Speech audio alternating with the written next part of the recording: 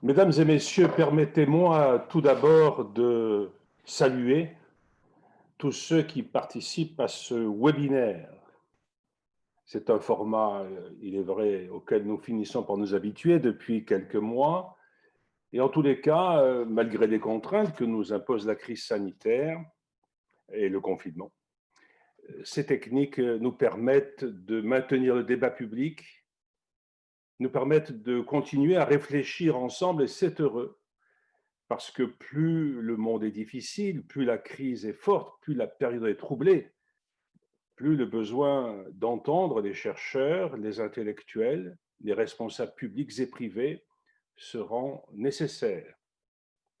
Ceux qui posent un regard sur la société, ceux qui se posent des questions sur notre devenir sont tout à fait nécessaires dans ces moments si complexes. Alors, je ne m'attendrai pas sur les deux thèmes de ce webinaire, qui sont aussi les sujets des deux thèses qui ont été récompensées par le jury, puisque tout à l'heure, Vincent Le Taillandier de Gabory, inspecteur général des affaires sociales, va les introduire. Je veux d'ores et déjà féliciter avec beaucoup de chaleur Clara Deville pour sa thèse de doctorat en sociologie et Mauricio Aranda pour sa thèse de doctorat en sciences politiques. C'est mon confrère Éric Roussel qui devait tout à l'heure présenter et remettre les prix, mais en son absence, je le remplacerai, tout simplement. Évidemment, Éric Roussel aurait préféré être parmi nous, mais comme membre de l'Académie des sciences morales et politiques et surtout comme grand spécialiste des présidents de la Ve République, il est très sollicité par les médias depuis ce matin pour réagir aux événements que vous savez. Il est le biographe principal du président Valéry Giscard d'Estaing. La fondation de recherche Caritas, Institut de France, que j'ai l'honneur de présider en tant que chancelier, demeure avec ses prix fidèle à deux principes. Considérer qu'il est aberrant qu'une société puisse ignorer les plus vulnérables, les inégalités, les souffrances qui sont consécutives à l'exclusion et à la pauvreté, tout simplement parce qu'il n'y a pas de société viable à long terme dans de telles conditions. Et deuxièmement, la volonté d'encourager la recherche universitaire, car les longues années passées à rédiger une thèse ou à enseigner sont un outil précieux pour la compréhension des enjeux et l'élaboration des politiques publiques. Notre émotion face à l'injustice est nécessaire, la réflexion est peut-être plus utile encore. C'est le constat que partagent nos amis du Secours catholique qui ont créé la Fondation Caritas, mais c'est aussi le constat que fait l'Institut de France, qui abrite, comme vous le savez, de très nombreuses fondations et qui sont très souvent investies dans le soutien à la recherche, certes, mais aussi dans l'attention aux plus fragiles.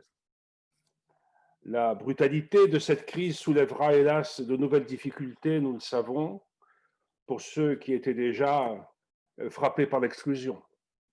Elle verra peut-être malheureusement s'élargir encore le rang des plus démunis et le rôle des responsables publics et politiques, privés ou engagés officiellement, c'est d'agir pour limiter les dégâts.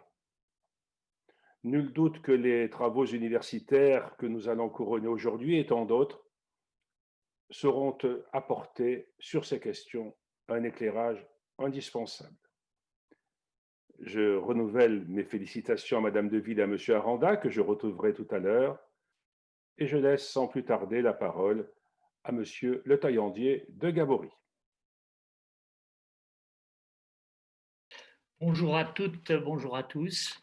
Merci, Monsieur le Chancelier, d'avoir introduit cette cérémonie qui se déroulera en deux temps. D'abord, la présentation des travaux par les deux lauréats, puis la remise des prix proprement dite. Pour ma part, je vais vous présenter brièvement, au fond, le contexte et d'abord peut-être la manière dont le jury a travaillé pour sélectionner ces deux prix. Ce prix, qui est le 11e, ce prix 2020, s'inscrit au fond dans la continuité des autres années. Il y a une véritable constante dans ce prix qui est de sélectionner des travaux universitaires, des recherches consacrées à l'exclusion ou à la pauvreté. Vous savez que la procédure est la suivante. Un appel d'offres est fait en début d'année vers les universités, les centres de recherche. Un certain nombre de publications sont recueillies, 50, 60, ça dépend des années. Cette année, c'était une cinquantaine. Et le jury est saisi d'une sélection qui a été effectuée auparavant, d'une dizaine, qu'il regarde de près et il se détermine, il discute sur 4 travaux présélectionnés. La discussion est toujours très vive, toujours difficile, ce qui fait d'ailleurs que depuis 2 ans, 2019 et en 2020, nous avons choisi 2 prix, un premier prix et un deuxième prix. Mais ceci se fait avec difficulté. Par exemple, cette année, un 3e lauréat aurait pu être retenu. Il était consacré à un sujet frontière avec la pauvreté, mais qui nous a semblé très intéressant, mais qui en fin de compte n'a pas été retenu. Ce titre, c'était la pauvreté chez les ouvriers précaires dans les entrepôts logistiques. Donc pour cette année, le choix s'est porté, comme vous l'avez vu dans votre invitation et tout à l'heure dans le tableau d'introduction, sur Clara Deville et Mauricio Aranda. Ce choix est un choix aussi équilibré, puisque nous avons, comme l'a dit le chancelier, une thèse de sociologie, une thèse de sciences politiques. Nous avons des travaux conduits dans le cadre de l'Université de Picardie et de l'IEP de Paris. Et nous avons bien sûr un travail effectué par un homme et une femme. L'équilibre est bien respecté. Nous avons aussi une continuité par rapport aux autres années, en ce sens qu'on constate depuis la création de ce prix qu'il y a au fond 2 thématiques qui sont retenues de manière assez régulière. Le sujet général de la pauvreté, de l'exclusion, au sens large, ses déterminants, ses expressions, son image, sa gouvernance, les limites, et enfin le filet de protection sociale que nous avons à la française et également ses limites. Et d'un autre côté, la question particulière du logement, ou plutôt du non-logement, la personne du SDF, qui constitue une thématique spécialisée dans le sujet général de la pauvreté, mais qui est bien une illustration de cette pauvreté. Pointe aussi de nouvelles problématiques, nous en reparlerons. Mais le point commun de ces recherches variées, c'est leur approche multidisciplinaire, puisque même si elles sont rattachées à une chaire particulière, universitaire, à une discipline particulière, elles font appel à la sociologie, au droit, à l'ethnologie. Et c'est aussi leur méthode microsociale qui nous a retenus, car les chercheurs posent les problématiques générales, mais aussi vont chercher sur le terrain les informations et font parler les invisibles. La place des entretiens, l'observation dans la durée longue par des chercheurs souvent engagés sur le terrain, souvent bénévoles dans les structures qu'ils auditionnent, cette méthode donne une couleur, une force particulière à des écrits en principe académiques. Ainsi, Mauricio Aranda a exploré les archives d'un centre d'hébergement et d'urgence, à Millepin. Et puis, Clara Deville, dans son introduction, nous dit ceci, qui est un peu sa méthode, à partir d'un exemple. Voilà ce qu'elle nous dit. Je la cite. « Je revois cette maison dans laquelle je rentre en 2011 à la suite de l'appel du maire du village. Y résident une grand-mère, son fils, sa belle-fille et 3 enfants. Tout le monde vit grâce à l'unique retraite de sa grand-mère. Il fait froid, il n'y a plus d'électricité, la voiture est en panne. Les téléphones sont coupés. Je parle de RSA, puisque le couple sans activité professionnelle pourrait y être éligible. Aucun des membres de la famille n'en a jamais entendu parler. Au-delà de ces caractéristiques du prix, une deuxième observation relative au contexte. Le coronavirus accélère les transformations de la pauvreté et donc il est important de mieux connaître ce mécanisme de la pauvreté. Les premières données officielles, comme celles relevant des associations, nous montrent que la pauvreté s'accroît. À la crise sanitaire succède la crise économique, puis la crise sociale.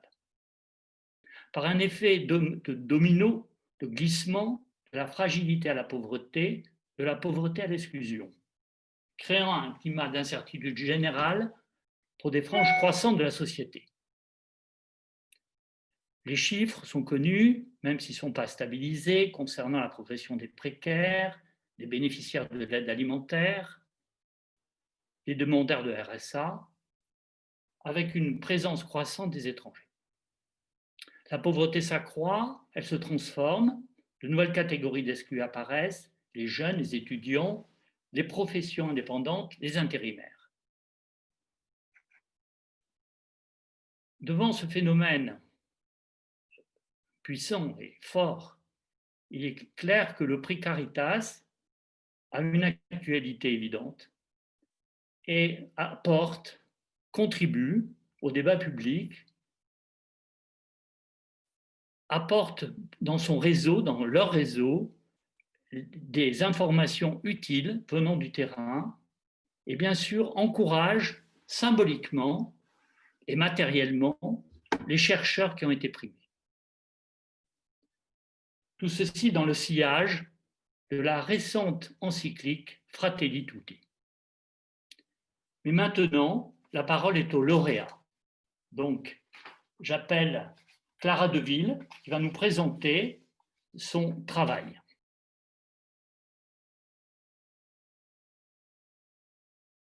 Bonsoir à toutes et tous et merci. Je tiens, pour commencer, à dire l'immense honneur que c'est pour moi de recevoir ce prix de thèse de la Fondation, ce prix de thèse de la Fondation Caritas. Je tiens à remercier le jury pour l'attention portée à mes travaux. Et j'en profite aussi pour remercier l'ensemble des personnes qui ont permis la réalisation du travail de recherche présenté ce soir, au premier rang desquels mon directeur de thèse Pierre-Yves Baudot, parce qu'il, pour les heures de travail consacrées à ma thèse, pour tout ce qu'il m'a permis, pour tout ce qu'il m'a appris, et aussi parce qu'il fut l'un des seuls à accorder du crédit à une chercheuse au profil tel que le mien, puisque mon premier travail a été d'être assistante sociale. Et c'est cette expérience professionnelle qui a mis sous mes yeux des situations préoccupantes. Des personnes qui connaissaient la misère et qui passaient au travers des mailles de l'État-providence. C'est alors par indignation et par colère que j'ai commencé un travail d'analyse de ce qui rend possible de telles situations. M'inscrivant en doctorat, j'ai mobilisé plusieurs techniques d'enquête. Le travail mené repose sur ce qu'on appelle une monographie multisituée. Durant près de 2 ans, j'ai exploré un territoire rural, celui du Libournais, en Gironde, composé de 9 cantons, aux caractéristiques sociales variées. J'y ai observé le fonctionnement des différentes institutions du social et j'ai accompagné des personnes dans la réalisation de leurs démarches administratives. Ces données ethnographiques sont complétées par des méthodes statistiques et cartographiques. Pour analyser tout ça, j'ai commencé à travailler en m'adossant au concept de non-recours. Or, l'enquête menée m'a montré que ce concept ne permet qu'imparfaitement de rendre compte de la complexité des rapports d'extériorité aux dispositifs publics et des modalités de leur construction. Le non-recours impose en effet de saisir les parcours d'accès au droit en séparant ce qui est dans le droit le recours, et ce qui est hors du droit, le non-recours donc. Cette vision duale de la réalité sociale a été remise en question par ce que j'ai vu sur mon terrain d'enquête. Ce que j'ai vu, c'est que même quand les gens n'ont pas leurs droits, les administrations sont présentes dans leur maison par des documents administratifs posés sur les tables d'entrée ou encore par des post-it collés sur les frigos. Les administrations sont également présentes dans les têtes par des injonctions à la réalisation de démarches, par les angoisses générées par l'attente, ou encore par les heures de travail devant être réalisées pour se conformer aux exigences du pouvoir bureaucratique. Un paradoxe est alors posé, celui du gouvernement à distance. Alors même que les personnes que j'ai rencontrées ne sont pas aux prises avec les administrations du social, ces dernières les gouvernent, orientant leur conduite et façonnant leur biographie. Cette question de recherche m'a amené à proposer un renouvellement des manières de comprendre les inégalités d'accès au RSA. Je propose de réinscrire les situations de non-recours dans des trajectoires de demande du minimum social. Il s'agit de considérer que pour s'adresser à l'État, demander sa protection, les personnes doivent suivre des chemins du droit qui sont plus ou moins longs, plus ou moins sinueux et couronnés de plus ou moins de succès. Ces chemins du droit sont inégalement répartis. Ils dépendent des positions occupées dans l'espace, entendu ici dans son double sens, à la fois espace géographique et espace social. Alors, comme dans d'autres secteurs de l'action publique, ce sont les plus pauvres, et donc ceux qui auraient le plus besoin d'assistance, ceux-là même qui habitent le plus régulièrement loin des centres administratifs, qui parviennent le moins à obtenir leurs droits. Qu'est-ce qui génère ces inégalités ? Dans le temps qui m'est imparti ce soir, je voudrais évoquer 3 pistes de réflexion. Le rôle du territoire, d'abord, ensuite les inégalités de socialisation à l'État, et pour finir, les inégalités de présentation de soi au guichet. Pour rendre cet examen un peu vivant, je vais évoquer le cas d'un de mes enquêtés, que j'appellerai Monsieur Tédu. Monsieur Tédu est divorcé. Il est sans enfant à charge. Il habite dans un hameau situé à 45 minutes à l'est de Libourne. Il a arrêté l'école à 15 ans avant d'occuper des postes d'ouvrier viticole saisonnier. Quand je le rencontre en avril 2015, il est à la recherche d'un emploi après avoir connu des problèmes de santé. Il mettra 1 an et 3 mois avant d'obtenir le RSA. Pour examiner son chemin du droit, donc, commençons par observer le rôle du territoire dans la formation des inégalités d'accès au droit. L'espace est l'un des médias par lequel les administrations tracent les contours des chemins du droit. Elles font cela à l'aide d'un outil spécifique, les cartes administratives. Depuis quelques années, la présence des institutions sur le territoire a été réformée au nom de l'amélioration de l'accès au droit. Des politiques de numérisation des procédures de demande de RSA ont été mises en œuvre. Elles ont conduit à fermer bon nombre de lieux d'accueil administratif situés en milieu rural. Dès lors, les portes d'accès dans le minima social se recentrent vers les lieux urbains des territoires. De plus, ces portes se numérisent. Pour obtenir un rendez-vous avec un agent administratif, il faut que la personne s'acquitte d'un certain nombre de démarches en ligne. Ce sale boulot administratif comprend par exemple la réalisation d'un test d'éligibilité ou la prise de rendez-vous en ligne. Les administrations délèguent ainsi une partie du fardeau de la mise en œuvre du droit au RSA sur les épaules des demandeurs. En pratique, cela génère des barrières dans l'accès au droit. Se rendre en ville nécessite des capacités à lire des lieux non familiers, à faire avec des réseaux de circulation dense, ou encore à maîtriser les petites techniques de déplacement urbain, comme les parcs-mètres, les parkings. Pour M. Tédu, Libourne est considérée comme une grosse ville. Il me le dit lors d'un entretien, Libourne, c'est pas fait pour moi. Cette considération de l'espace urbain comme étant socialement au-dessus de lui alourdit les efforts qu'il doit faire pour s'y rendre. Une fois qu'il le fait, qu'il parvient à se rendre à la CAF, il ne parviendra pas à rencontrer un agent administratif parce qu'il n'a pas réalisé le sale boulot administratif qu'on attendait de lui. Le voilà donc à la case départ, obligé de réitérer un coûteux déplacement vers Libourne. Deuxième aspect que je voudrais évoquer ce soir, la socialisation à l'État. S'engager dans une demande de RSA, c'est s'approprier un dispositif d'assistance, se familiariser au fonctionnement du pouvoir bureaucratique. Et plus les personnes ont eu l'occasion au cours de leur vie d'entretenir des liens heureux avec une administration, et plus la domestication du minimum social est aisée. Cette dimension montre la possibilité de transférer des apprentissages réalisés ailleurs dans la maîtrise des démarches administratives. Revenons à M. Tédu. Il habite un hameau éloigné de Libourne. Il est né juste à côté. Il a fréquenté l'école jusqu'à 15 ans, s'en faisant exclure pour des problèmes de discipline. Plus tard, quand il a été licencié, il a essayé de prendre contact avec Pôle emploi. Il me raconte à ce propos qu'il s'est fait mal voir parce qu'il n'avait pas sa carte d'identité. Il a également été en lien avec la mairie de son village, sur qui il m'explique ne pas pouvoir compter. L'ensemble de ces expériences malheureuses à l'administration forment les conditions de la formation d'un rapport de déprise vis-à-vis des dispositifs d'assistance.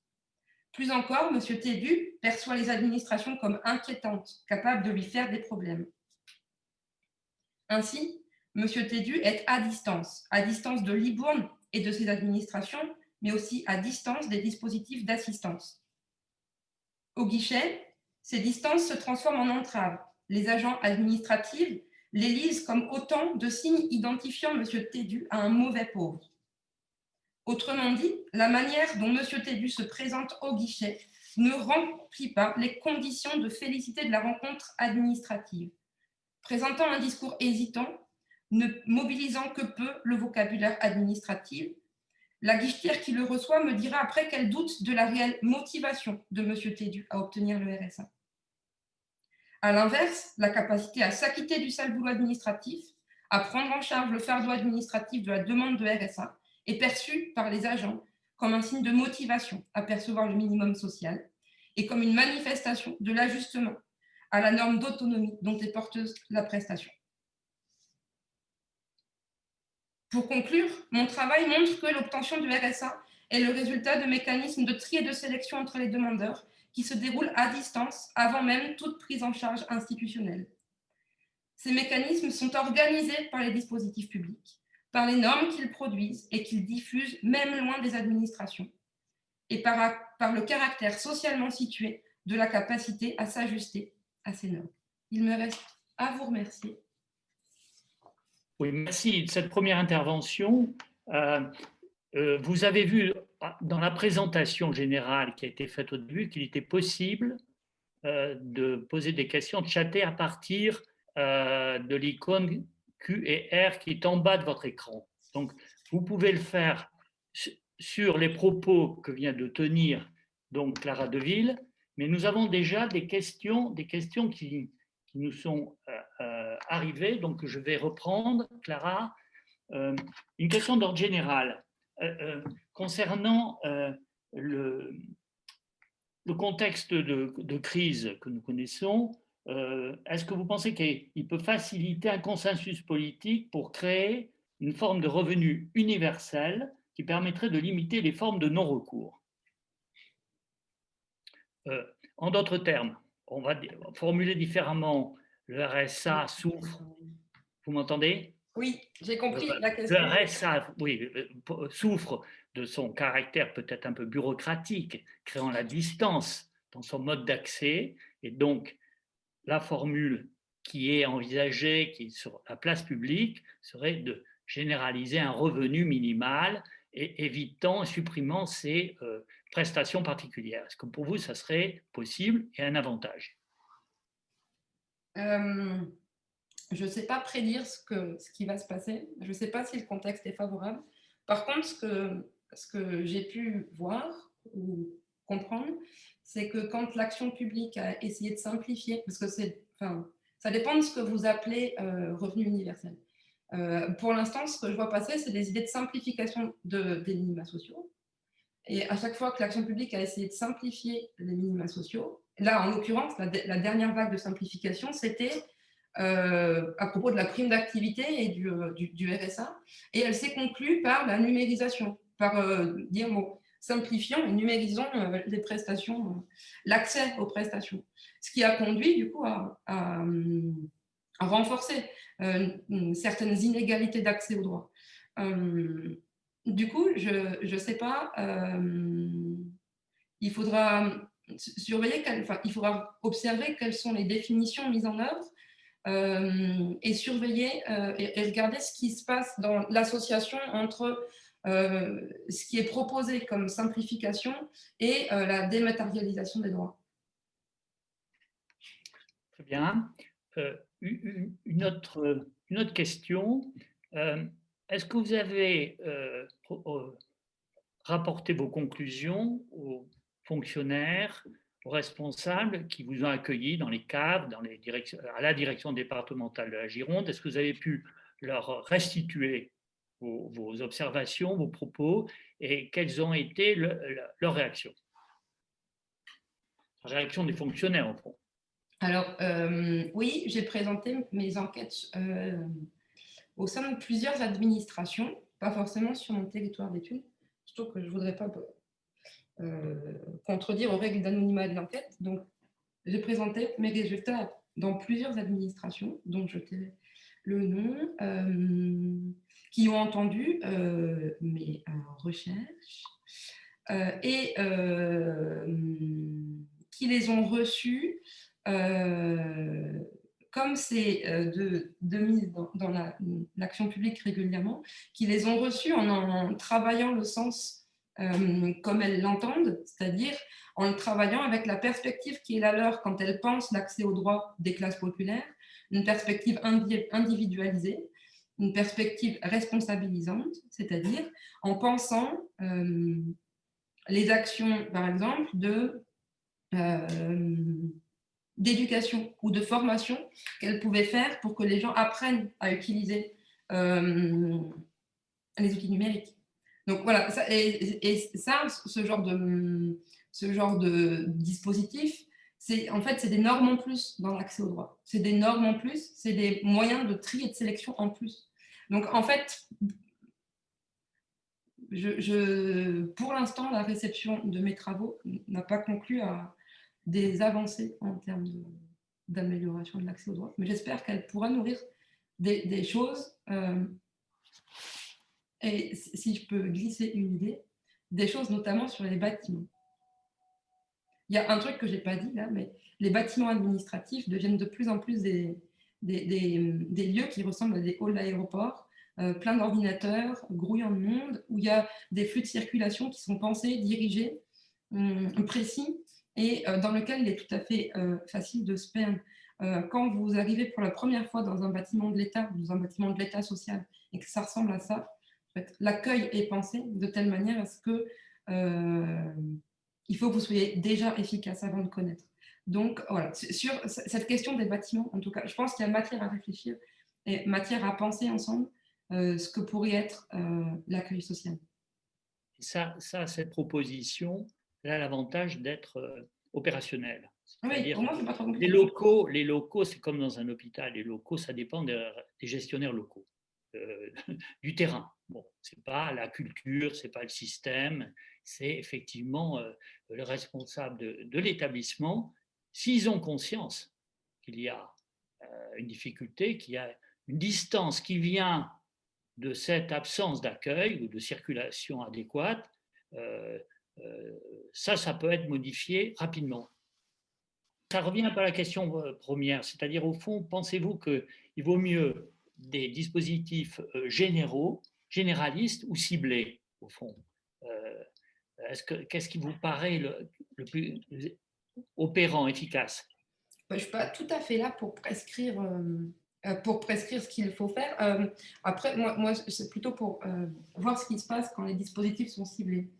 Des dispositifs généraux, il n'y en a pas. En fait, l'action sociale ou l'assistance publique en France se fait uniquement par les dispositifs ciblés, dispositifs qui sont dotés de forces d'encadrement des bénéficiaires qui sont aussi des forces de sélection. Le principe de ma thèse, c'est ça. Quand on cible, on encadre et on sélectionne de fait. Du coup, je peux vous expliquer comment ça se passe. Donc, mécaniquement, un dispositif général produirait pas la même chose. Pour autant, encore faudrait-il déterminer ce que c'est qu'un dispositif général. Qu'est-ce que vous retirez de ce séjour? Vous avez passé 5-6 ans sur cette thèse, c'est ça? Ouais, j'ai passé 5 ans et demi, exactement. Mais au total, vous retirez un sentiment que ce système peut bouger ou pas? Est-ce qu'il peut bouger par le haut ou par le bas? Si le système ne bouge pas, enfin, le système est quand même bien sécurisé par plusieurs choses. Par les difficultés à réformer des dispositifs qui sont présents depuis longtemps, et par la force des institutions, ou en tout cas par la tendance des institutions à se protéger elles-mêmes, c'est-à-dire à faire en sorte de continuer à vivre, de continuer à exister. Les institutions du social sont assez fortes pour ça, hein, maintenir leur propre fonctionnement, se sauver elles-mêmes. Donc, il y a des tendances lourdes qui montrent quand même que les institutions du social, le fonctionnement de l'assistance a tendance à se reproduire.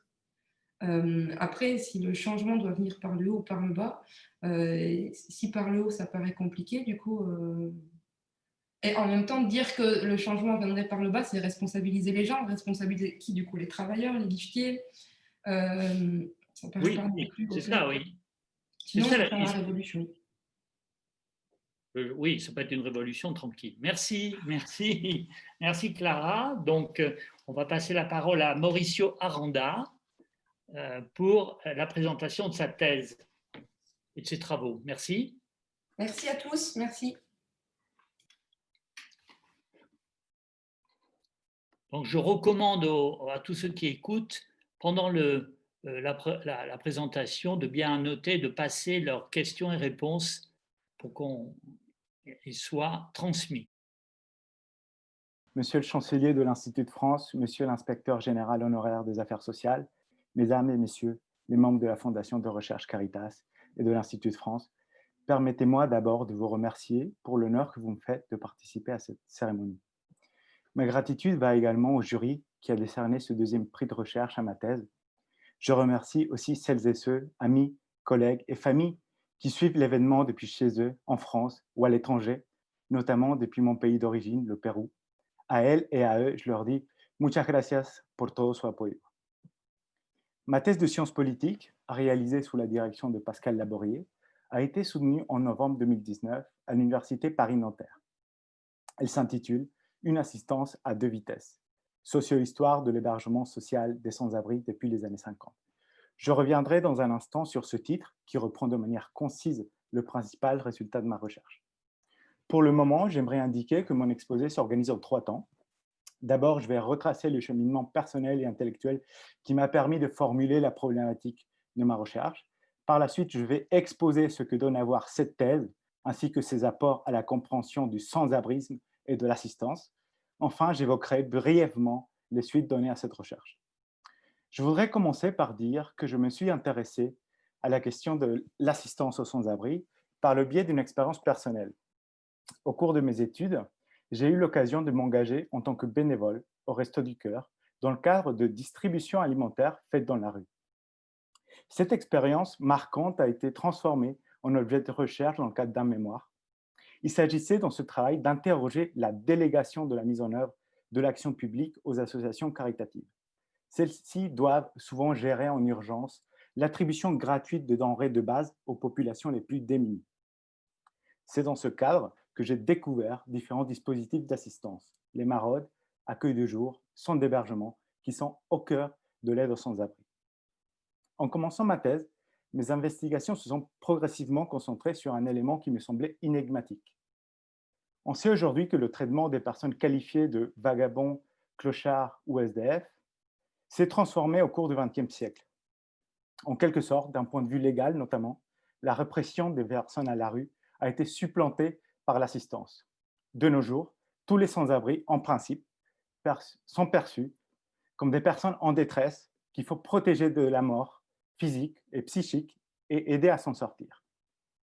Or, tout un ensemble de travaux académiques, de rapports administratifs, de prises de position associatives constatent l'existence d'un système d'assistance fortement hiérarchisé.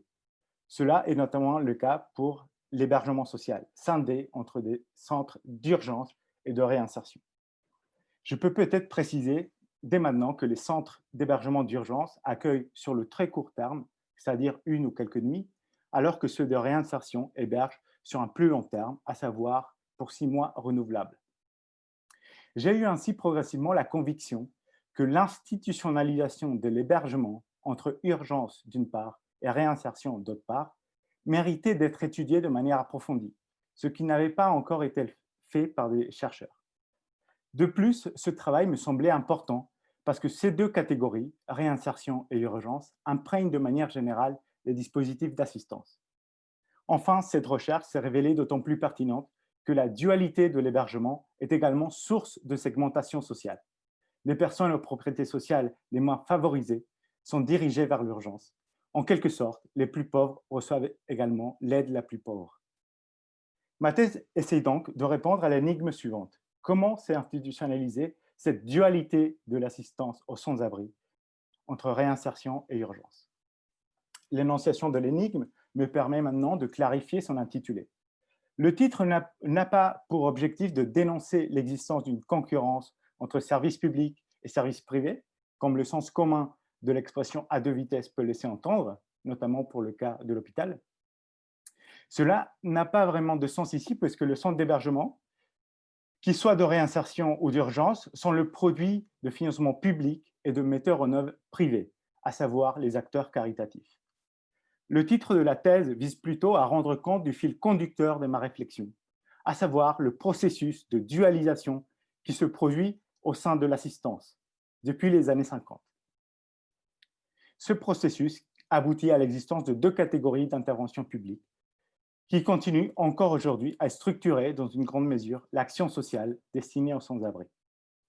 Avant de détailler les apports de ma thèse, j'aimerais indiquer que celle-ci s'appuie sur le dépouillement d'une cinquantaine de cartons d'archives. J'ai en effet consulté des archives d'administration chargées des vagabonds, des clochards et autres indésirables, entre guillemets, depuis la fin de la Seconde Guerre mondiale. Ces archives regorgent aussi de données appartenant à des associations majeures dans la cause des sans-abri. Je pense à la Fédération des centres d'hébergement. J'ai aussi consulté les archives privées d'une œuvre centrale dans l'assistance des sans-abri à Paris, la Mite-Pain. Par ailleurs, la thèse s'est nourrie d'une vingtaine d'entretiens avec divers acteurs ayant affaire à cette action publique, ainsi que d'observations dans 2 centres d'hébergement et dans d'autres dispositifs. La thèse s'organise en 2 grandes parties qui explorent chronologiquement 2 contextes différents. C'est au travers de ces 2 périodes que l'institutionnalisation de la dualité de l'hébergement a lieu. Ce processus est le produit des relations entre différents acteurs et plus précisément les décideurs publics et les représentants associatifs. Leurs relations sont marquées par des tensions et des compromis saisis dans le manuscrit, tant au niveau des décideurs que des metteurs en œuvre. Je vais donc décrire ces 2 périodes. La première période va des années d'après-guerre à la fin des années 70. Il s'agit d'une période de planification, de croissance économique et de mise en place d'un système de protection sociale, essentiellement assurantiel. Grosso modo, il s'agit des 30 Glorieuses. Dans ce contexte, des populations marginales, pensées comme résiduelles, provoquent la création d'une nouvelle assistance d'État, l'aide sociale à l'hébergement. Dans ce cadre-là, la Fédération des centres d'hébergement se constitue et se mobilise pour l'élargissement de cette nouvelle assistance. La Fédération met en avant la volonté de reclasser dans le monde du travail toutes les populations jugées inadaptées à la croissance économique. Or, cette mobilisation n'entraîne pas pour autant la disparition du délit de vagabondage, alors que c'était un des souhaits de la Fédération. Ainsi seulement, les vagabonds estimés reclassables sont admis au bénéfice de cette aide sociale à la fin des années 50. Cette mesure est fondamentale puisqu'elle marque le passage partiel des vagabonds du code pénal au code de l'aide sociale. Pourtant, cette mesure participe aussi à la naissance d'une assistance à 2 vitesses. D'un côté, elle contribue au développement d'institutions d'accueil financées par l'État qui deviennent progressivement les CHRS, centres d'hébergement et de réinsertion sociale. Il s'agit de centres qui accueillent pour une durée de 6 mois renouvelable. Ils sont sélectifs et disposent d'une équipe de professionnels du social.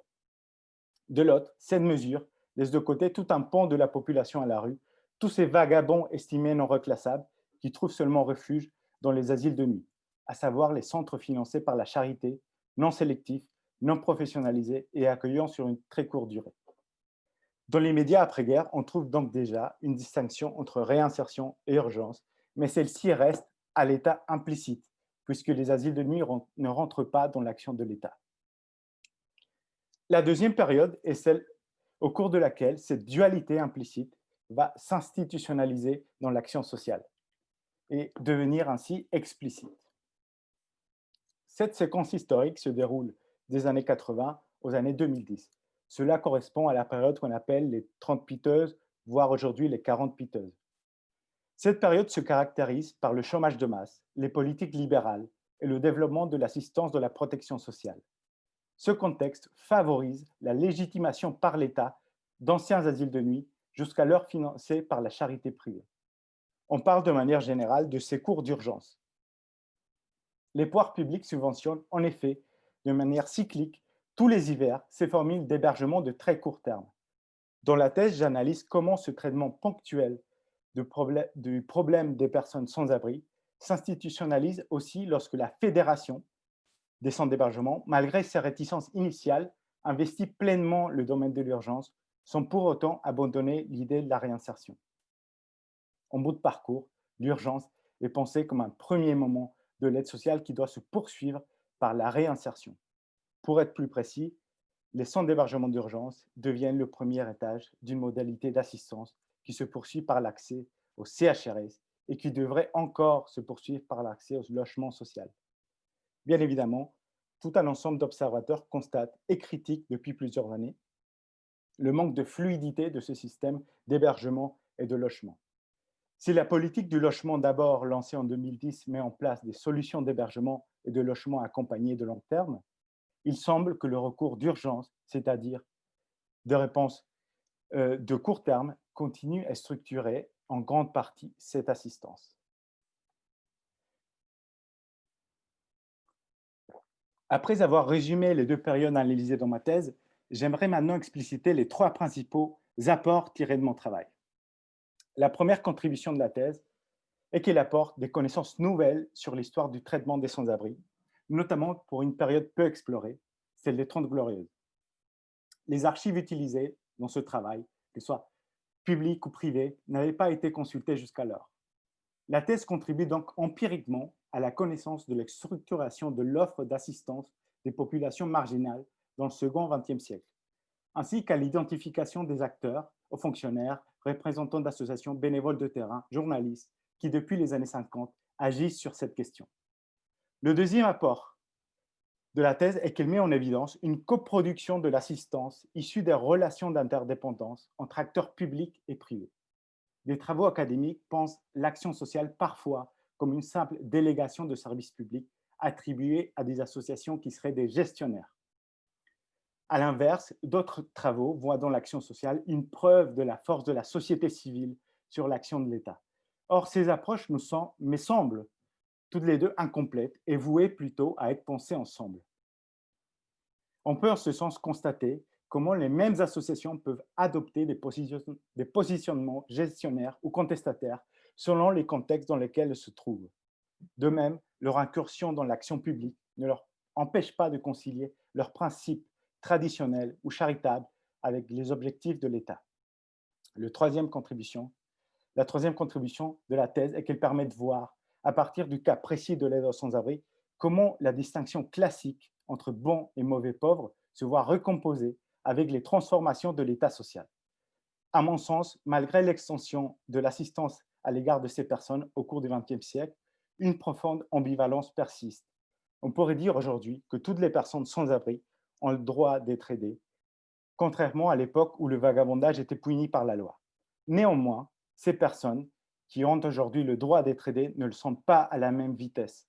Le détour par le processus de dualisation de l'hébergement social permet justement de comprendre à nouveau frais, me semble-t-il, cette ambivalence. Pour terminer, et parce que la recherche doctorale débouche souvent sur différents projets, j'aimerais évoquer quelques-unes des suites. Tout d'abord, la thèse se poursuit par des projets de publication. Un article a vu le jour dans la revue Politics lorsque j'ai terminé sa rédaction. D'autres textes sont en cours d'évaluation ou en train d'être soumis. Je compte aussi dans l'optique de diffuser mes travaux auprès des professionnels et des associations. J'ai récemment participé à un dossier sur les CHRS dans le magazine Direction, ainsi qu'à la rédaction d'une contribution pour le rapport 2020 de la Nuit de la solidarité de la ville de Paris. Enfin, le projet le plus ambitieux, celui de la publication de ma thèse en ouvrage, est en cours, mais une chose est sûre, elle bénéficiera de l'appui de la Fondation Caritas par son prix et aussi des retours de mon jury de thèse que je tiens à remercier ici. Je remercie également particulièrement Axel Brodies-Dolino et Nicolas Duvou, avec lesquels j'ai poursuivi des échanges après la soutenance. J'aimerais aussi signaler que cette thèse me permet aujourd'hui de travailler dans le cadre d'une recherche postdoctorale à Sciences Po Paris sur des objets connexes. Il s'agit en l'occurrence de la prise en charge sanitaire des personnes en grande pauvreté et de la professionnalisation des travailleurs sociaux sur les questions de santé. Pour conclure, je dirais que face à une crise sanitaire comme celle que nous traversons, qui est une crise également économique et qui crée davantage les inégalités sociales, il convient de poursuivre la recherche. Il est important d'étudier les formes prises par l'assistance, analyser ses ambivalences et aussi prendre en compte les possibilités qu'elle donne à des personnes de tenir malgré tout. Je remercie à nouveau chacun d'entre vous, membres de l'Institut de France et de la Fondation de recherche Caritas, amis, collègues et familles, de m'avoir écouté. Je suis très heureux d'être avec vous ce soir, même virtuellement. Merci de cette intervention très, très détaillée. Déjà des questions, mais peut-être une question d'ordre général. Vous avez observé au fond l'hébergement social en France sur la longue durée, et on a quand même un paradoxe, c'est-à-dire que jamais on a eu autant de places d'hébergement ouvertes ou d'urgence. Et malgré tout, le nombre de SDF ou de personnes qui restent à la rue, en tout cas, reste relativement important. Comment vous expliquez ce paradoxe? En effet, c'est une question qu'on peut se poser, surtout avec les derniers chiffres avancés par la Fondation Abbé Pierre, qui signale qu'il y a 300 000 personnes sans domicile en France, c'est-à-dire hébergées, mais également sans abri, c'est-à-dire qui ne sont pas en hébergement, personnes à la rue, complètement. Et c'est par rapport à la dernière enquête INSEE qui commence à dater d'ailleurs et qui date de 2012. C'est une augmentation de 50%. Donc, c'est un phénomène qui est en croissance, qui montre, en fait, qui est un des symptômes, je pense, de l'augmentation forte des inégalités sociales en France. Je pense qu'il y a un paradoxe, il y a le fait, notamment ce que je signale dans la thèse, c'est qu'il y a une réponse qui se centre beaucoup sur l'urgence, donc sur des réponses qui ne visent pas trop dans la longue durée. Donc il y a des initiatives quand même, et je tiens à le préciser. Il y a la politique du logement d'abord, il y a des projets comme ceux des dispositifs Un chez soi d'abord, mais ça reste quand même limité. Et ce qu'on voit, par exemple, avec les rapports, notamment un rapport d'Allier de 2015, rapport sénatorial, on voit que ce qui croît le plus, c'est l'investissement en fait, public. Donc, l'argent public va aux solutions d'urgence. Et je pense que penser les réponses comme des réponses de courte durée ne permet pas de résoudre le problème. Certains considèrent que la difficulté de chiffrer les sans-abri, au fond, participe à la non-résolution de ce problème. Qu'est-ce que vous en pensez?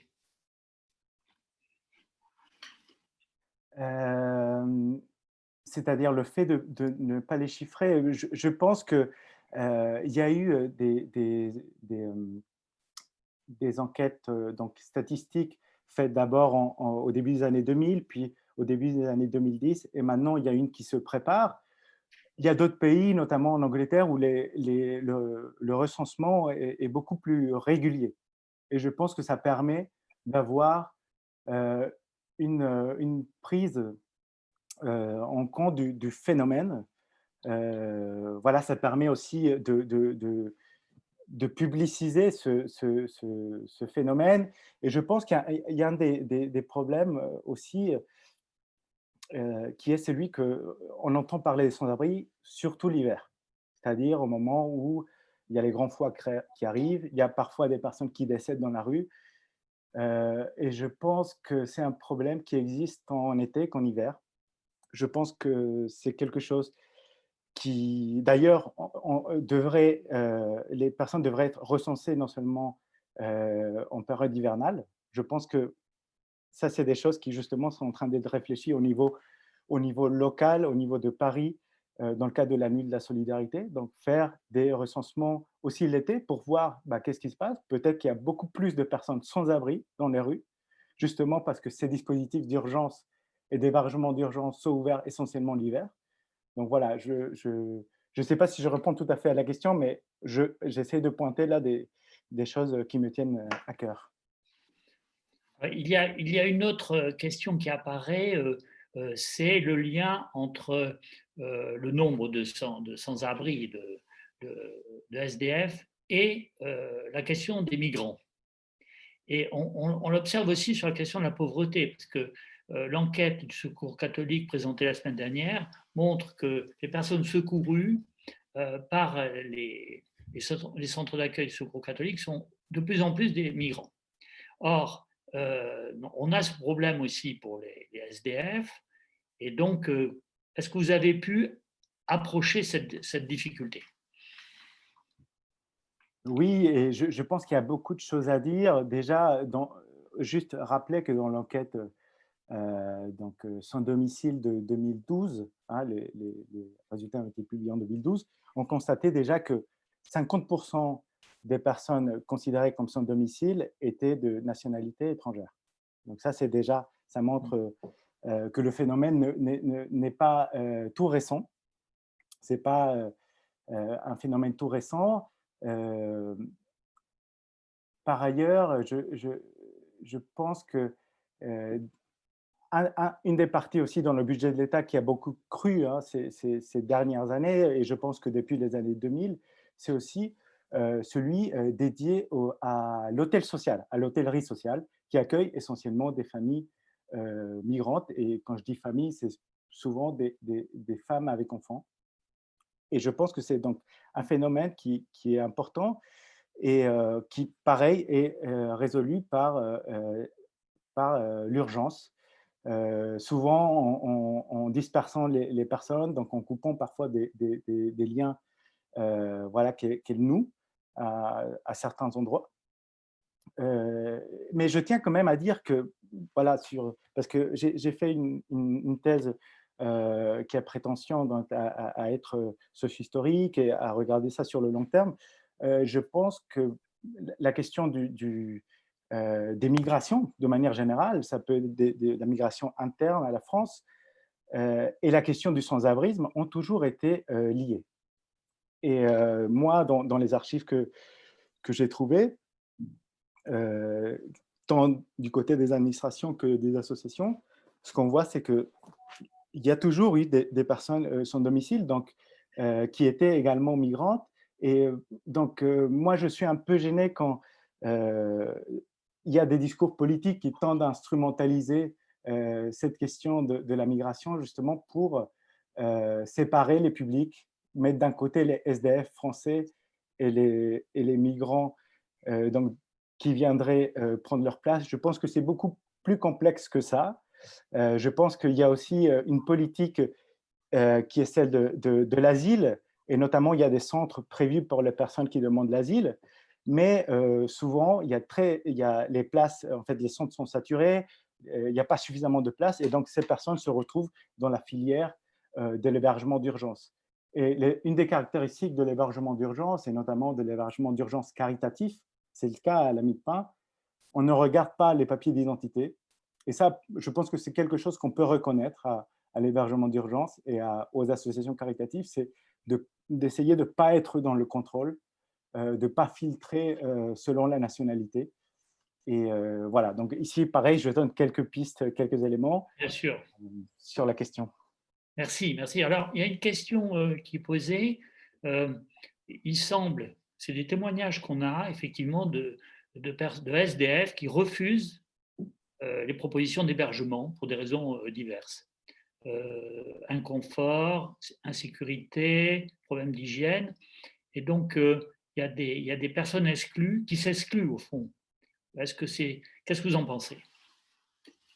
Je pense que c'est une remarque tout à fait intéressante et c'est quelque chose, d'une part, moi, en tant que maraudeur, quand je l'ai été, j'ai vu, c'est-à-dire en maraude, on peut proposer, même les maraudeurs Restos du Cœur sont en lien avec le 115 et le SAMU social de Paris, on peut proposer aux personnes d'aller au centre d'hébergement. La plupart du temps, hein, c'est des centres d'hébergement d'urgence. Donc, les personnes, selon le centre, peuvent dire oui ou non. Et souvent, quand c'est les grands hébergements, donc avec des grands dortoirs, c'était comme ça encore il y a quelques années.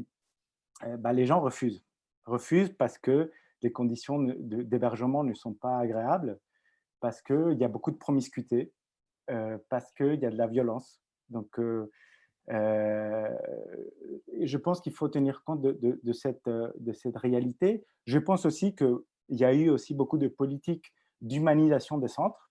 Donc, les centres ont changé. Et par exemple, si on regarde la Mie-de-Pain, le cas de la Mie-de-Pain est très, très bien documenté, en tout cas dans la thèse.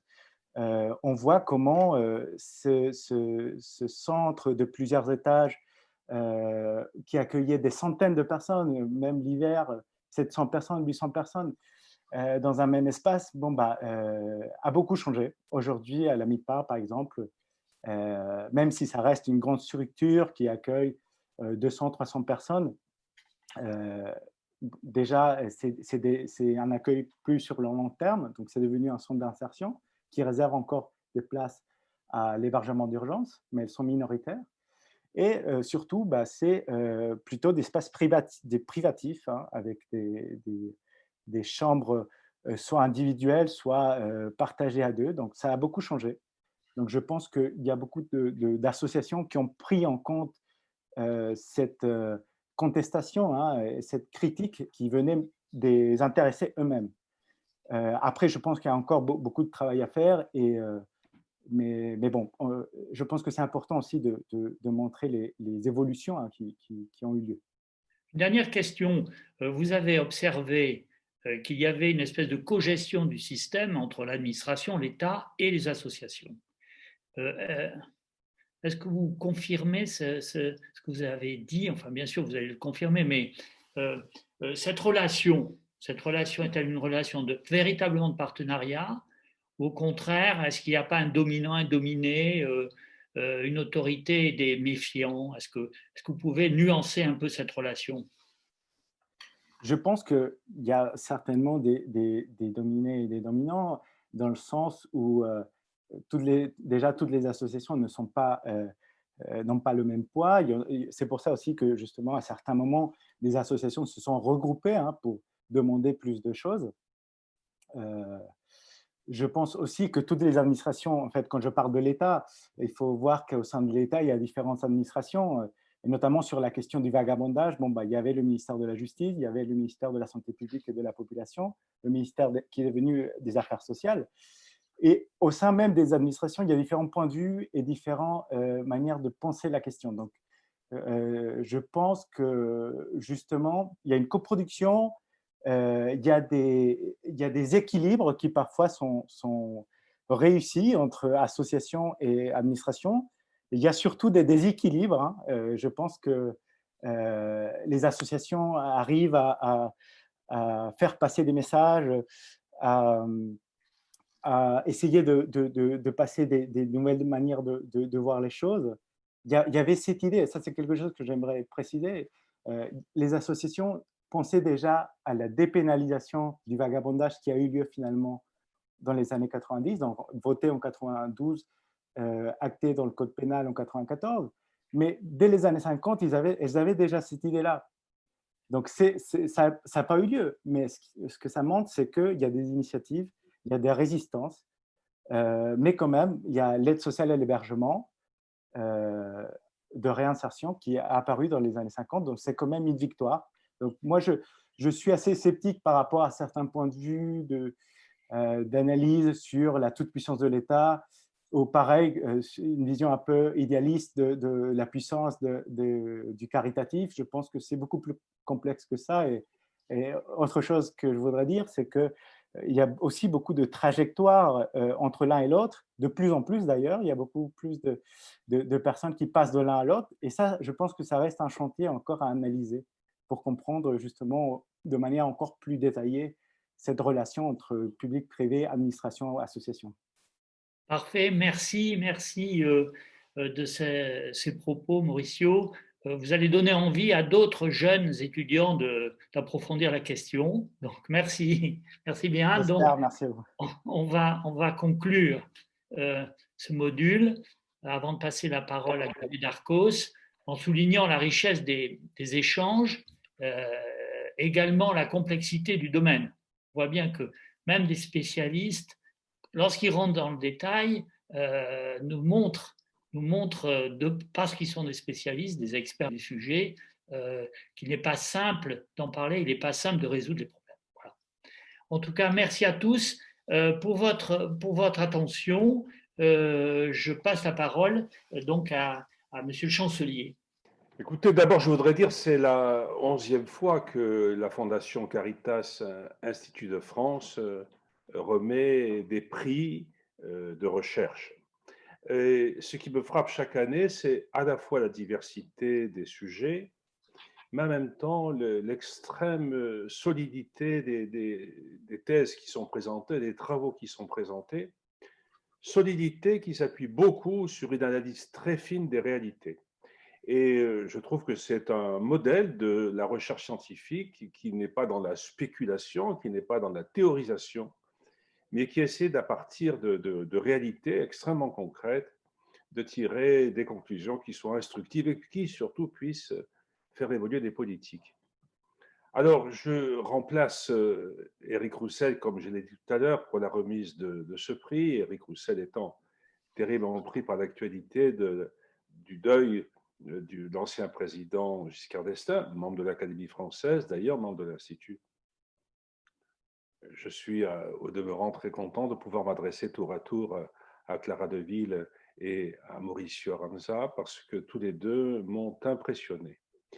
Ce qui m'a impressionné, c'est évidemment que leur travail sur les sciences sociales liées à la pauvreté sont en soi des questions difficiles. Mais ce qui m'a plus impressionné encore, c'est leur parcours. Parce que l'un et l'autre ont des parcours très atypiques. Alors je commence évidemment par Clara Deville, qui d'ailleurs l'a rappelé, son rapport d'abord avec le terrain a été celui d'une professionnelle, avant d'être celui de l'universitaire qu'elle est devenue. Puisque de 2009 à 2014, elle a été assistante d'un service social à la mutualité agricole de Gironde et qu'elle s'occupait plus spécifiquement de la protection de l'enfance. On peut imaginer qu'elle a rencontré des cas difficiles. Et ces 5 années qu'elle a passées à fréquenter des familles en situation de pauvreté, principalement dans le milieu rural, elle a rappelé, ont été au fond déterminantes pour sa vocation de chercheuse et d'enseignante. Et ce n'est qu'ensuite qu'elle s'est tournée vers un parcours universitaire et qui est d'ailleurs lui aussi tout à fait remarquable et avec une rapidité plutôt rare puisqu'elle a eu la force de caractère, au fond, de changer de carrière. Elle a commencé par une licence de sociologie et puis un master dans sa discipline au sein de l'université Bordeaux-Ségalen, Victor Ségalen. Et elle a eu de si bons résultats d'ailleurs qu'elle a obtenu déjà une bourse de la Caisse nationale des allocations familiales pour commencer sa thèse de doctorat et qu'elle a menée à son terme. Donc, outre que je suis moi-même girondin et que je connais bien les lieux dont elle parle, je voudrais dire à quel point j'étais sensible à la qualité du destin personnel de Clara Deville et à son engagement personnel, cette manière dont sa vie s'est orientée à la fois professionnellement et intellectuellement au service de ceux qui ont le plus besoin de notre attention. Donc, solennellement, Madame Clara Deville, au nom de la Fondation de recherche Caritas Institut de France, j'ai l'honneur de vous remettre le premier prix de recherche Caritas 2020. Merci, merci infiniment. Alors, il vous sera remis physiquement ce joli diplôme la semaine prochaine, je crois, une fois que vous-même je l'aurai signé et que Elisabeth Fleuriot, la présidente de la Fondation Caritas, l'aura signé aussi. Vous aurez donc non seulement un diplôme, mais 2 autographes. Vous vous rendez compte de la chance que vous avez. J'ai hâte. Merci beaucoup. Alors, j'en viens maintenant aussi à Mauricio Aranda. Voilà encore un destin atypique. Vous l'avez dit, vous êtes péruvien et vous soutenez une thèse française. Et nous avons vu à quel point votre français est précis. Cela mérite d'être souligné. Vous êtes né à Lima en 1988. Vous avez fréquenté, me dit-on, le lycée franco-péruvien. Je pense que c'est plutôt le lycée français de Lima, du réseau de l'EFE, que je connais bien, puisque j'ai visité à peu près tous les lycées français de France, dont celui du monde, dont celui de Lima d'ailleurs, cher monsieur Aranda. Et vous avez travaillé dans ce lycée jusqu'à votre baccalauréat, et puis vous êtes arrivé en France. Vous avez 19 ans. Alors, vous parlez français, certes, puisque vous êtes passé par le lycée français de Lima. Mais enfin, tout de même, quelle capacité d'adaptation, cette capacité culturelle, linguistique, pour poursuivre ici des études, et pas des études si simples que ça, des études de sociologie et de sciences politiques, dans lesquelles vous avez, on peut le dire, fait vos preuves. Vous avez tellement fait vos preuves, d'ailleurs, que vous avez été major de la promotion du master sociologie politique comparative en 2013. Donc l'université française ne s'était pas tellement trompée sur votre cas. Le contrat doctoral que vous avez octroyé du ministère de l'Enseignement supérieur et de la Recherche de 2013 à 2016 a été bien honoré. C'était un bon choix, puisque vous avez réalisé un travail de recherche de grande qualité et que par ailleurs, vous avez enseigné la science politique pendant plusieurs années vous-même à l'Université de Paris-Nanterre. J'ai été très intéressé par votre analyse de l'histoire du logement social, je dois le dire, comme je l'avais été tout à l'heure par l'étude de Madame de Ville sur les obstacles implicites de la bureaucratie face à ceux qui ont besoin de trouver des services au sein des administrations concernées. Les deux sujets sont bien identifiés et mérités d'étude. Alors, à votre tour, Monsieur Mauricio Aranda, je suis très heureux de vous décerner, au fond, au nom de la Fondation Caritas Institut de France, le second prix de recherche Caritas 2020.